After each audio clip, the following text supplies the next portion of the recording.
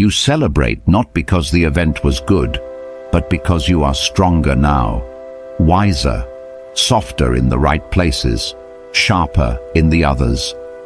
You celebrate the moment your ego cracked, the moment your plans shattered, the moment you stopped pretending and started becoming, because what broke you also revealed you.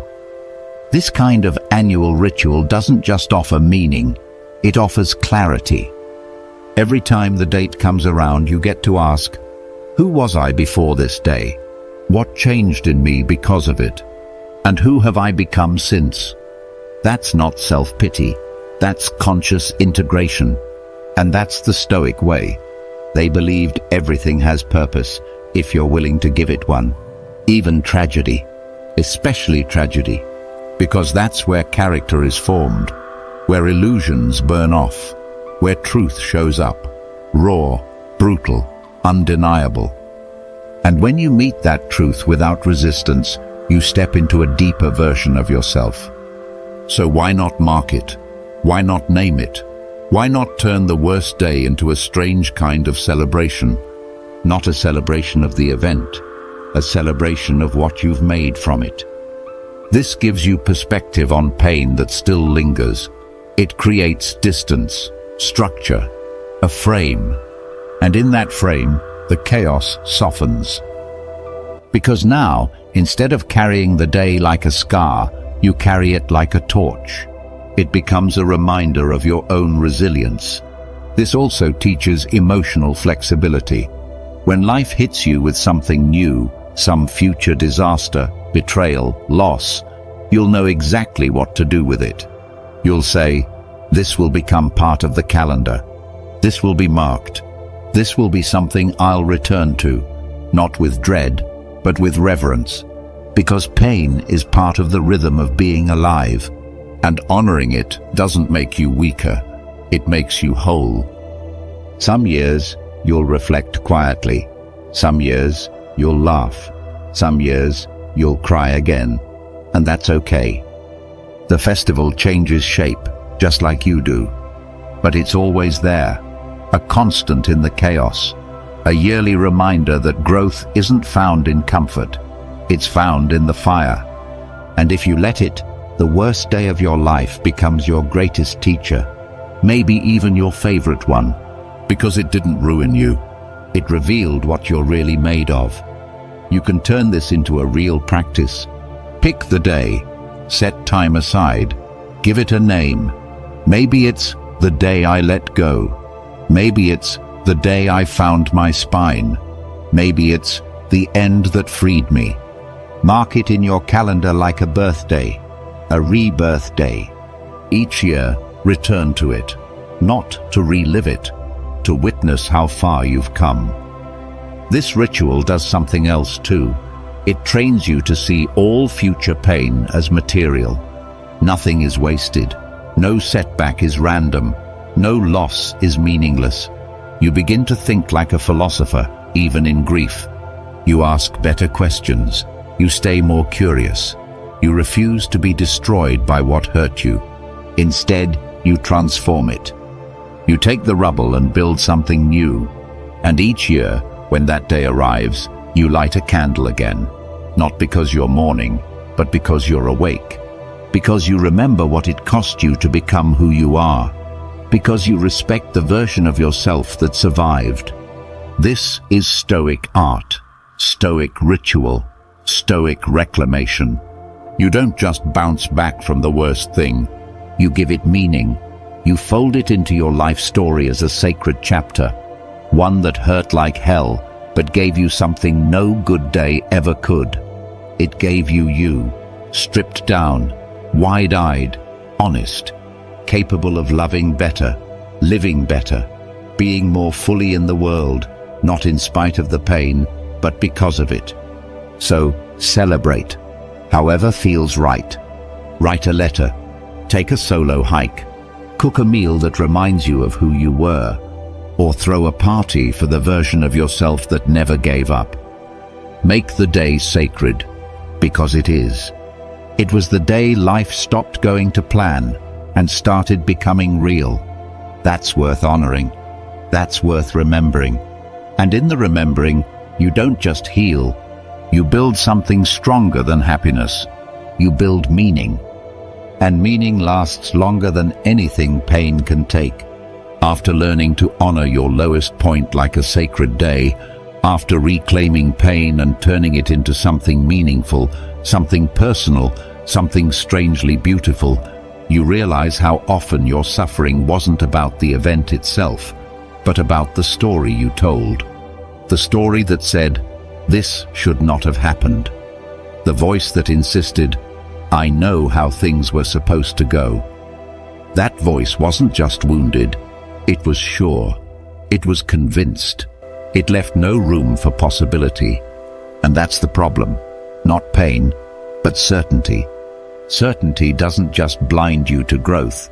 It builds walls around your mind. It turns opinions into prisons. It replaces presence with assumptions. It shuts the door on curiosity, which means it shuts the door on learning. So the Stoics, obsessed with self-awareness and mental clarity, would have loved this next discipline. It's not something you hear often in their texts, but it's buried in the heart of everything they taught. A strange, simple, difficult practice. One that reveals just how often we speak from ego instead of truth. Speak only in questions for an entire day. No statements, no declarations, no summaries of what you think you know. Just questions, one after another, with every person you talk to. Why? Because nothing exposes the mind's bias faster than removing its favorite tool, the illusion of being right. When you spend an entire day in questions, you become hyper-aware of how much of your communication is just subtle control, a way of steering conversations, a method of reinforcing your perspective, a form of quietly demanding agreement. But when you strip that away, you're left with something more honest: inquiry, openness, humility. It feels awkward at first. The ego doesn't like it. It wants to add value, to give advice, to finish sentences. But the moment you start shaping your speech into questions, something shifts. You stop trying to win conversations. You start entering them. You ask, what are they really saying? What am I trying to prove? What if I'm wrong about this? What else could this mean? And those questions start shaping your thoughts, not just your words.